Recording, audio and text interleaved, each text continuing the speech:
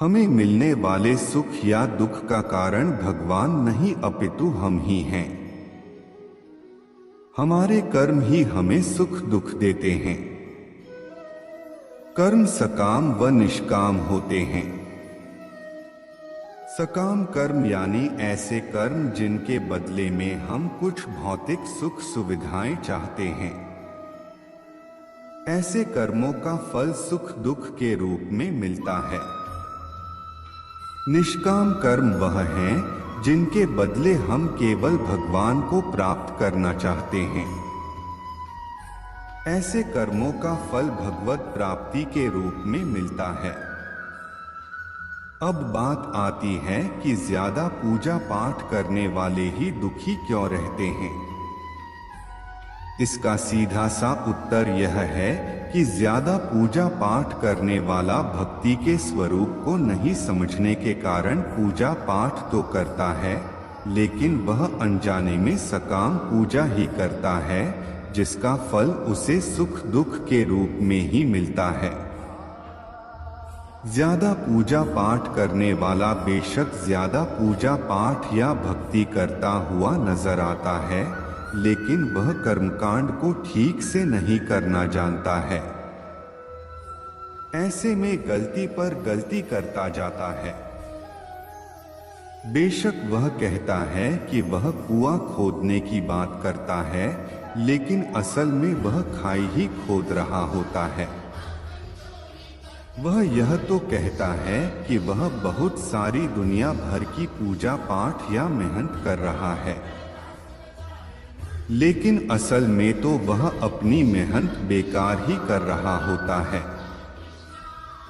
बेशक ऐसा करने में उसका सारा परिश्रम निष्फल चला जाता है। तो एक बात तो यह हुई कि सकाम कर्मों का फल सुख या दुख के रूप में मिलता है। हो सकता है कि उसके पूर्व कर्मों की वजह से उसकी जिंदगी में दुख बहुत लिखे हों और पूजा पाठ से बेशक कम हुए हों, लेकिन फिर भी आप यही सोच रहे हों कि भगवान हमें इतनी पूजा पाठ के बाद भी दुख ही दे रहे हों। और दूसरी बात यह है कि आप गलत तरीके से या बिना विधि विधान के जाने ही पूजा पाठ कर रहे हों। आप बेशक अत्यधिक पूजा पाठ कर रहे हों, लेकिन उनका प्रभाव उल्टा या निष्फल हो रहा हो। लगता है यहाँ तक आपको सब समझ आ गया होगा। अब एक पहलू और है पूजा पाठ करने वाले को ज्यादा दुख मिलने के पीछे, और यह लागू होता है केवल उस पर जो सही मायने में भक्त है। यह पहलू ही विशेष है। इसलिए इसके लिए आप एक बार फिर से यह जान लीजिए कि भक्ति क्या है और भक्त कौन है। संध्या वंदन, योग, ध्यान, तंत्र, ज्ञान, कर्म के जैसे ही भक्ति भी मुक्ति का एक मार्ग है। भक्ति भी कई प्रकार की होती है। इसमें श्रवण, भजन, कीर्तन, नाम जपस्मरण, मंत्र जप, पाद सेवन, अर्चन, वंदन, दास्य, सख्य, पूजा, आरती, प्रार्थना, सत्संग आदि शामिल हैं। इसे नवधा भक्ति कहते हैं। है अर्जुन, अनन्य भाव से मेरा चिंतन करते हुए जो भक्तजन मेरी उपासना करते हैं, उन नित्य युक्त पुरुषों का योगक्षेम मैं वहन करता हूँ। आदि गुरु श्री शंकराचार्य जी का मत है कि अप्राप्त वस्तु को प्राप्त करना योग और प्राप्त वस्तु का रक्षण करना क्षेम कहलाता है। हमारे जीवन का संघर्ष भी तो प्रायः दो भागों में विभाजित ही रहता है कि हमारी सारी भागदौड़ अप्राप्त की प्राप्ति के लिए ही होती रहती है, और हम चिंतित रहते हैं उस सब के रक्षण के लिए जो हमारे पास है। वस्तुतः हमारा कोई भी कार्य तभी यशस्वी हो सकता है जब हम अनन्याश्चिंत्यन्तो अर्थात संकल्प के विषय में निरंतर सोचते रहें। हमारा चिंतन पल भर को भी बाधित न हो।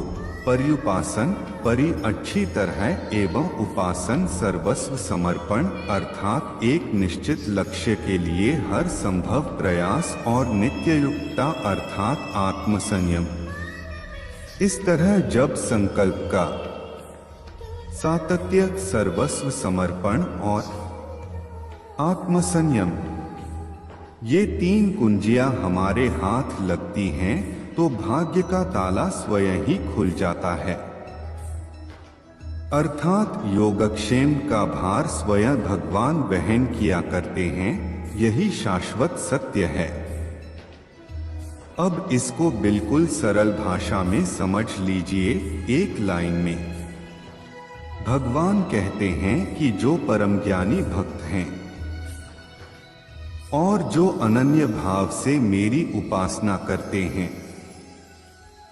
उनकी जो जरूरतें हैं वह सब वो अपने आप पूरी करते हैं।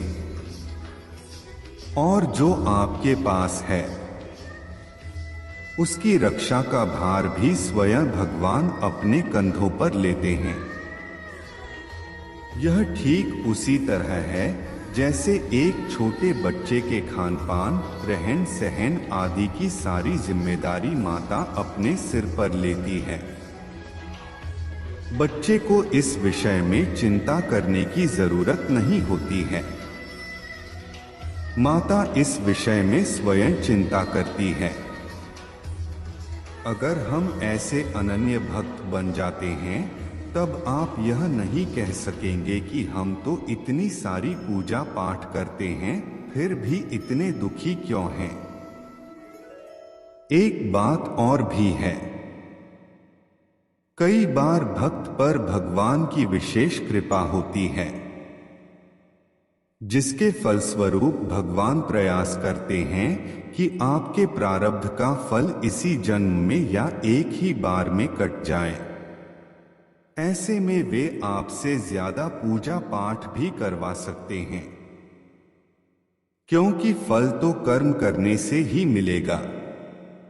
ऐसे में आपको इसे दूसरे दृष्टिकोण से समझना होगा। इसे आप भगवान की कृपा ही समझिए। कई बार जीवन के अंत में या मृत्यु के समय आपको भगवान अत्यधिक कष्ट भी दे सकते हैं।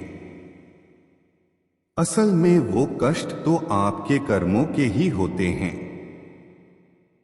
लेकिन उन कष्टों को भगवान इस तरह से व्यवस्थित कर देते हैं कि अंत समय कष्टों की वजह से केवल भगवान का नाम ही याद रहे, ना कि किसी सगे संबंधी या भौतिक विषय वस्तु का।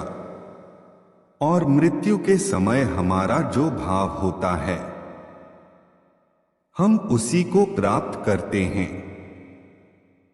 ऐसे में भगवान की याद बनी रहने से ईश्वर आपके लिए भगवत धाम का रास्ता खोल देते हैं। तो ऐसे में यह न कहे कि भगवान ने उन्हें इतने कष्ट दिए, वो तो इतना पूजा पाठ करते थे।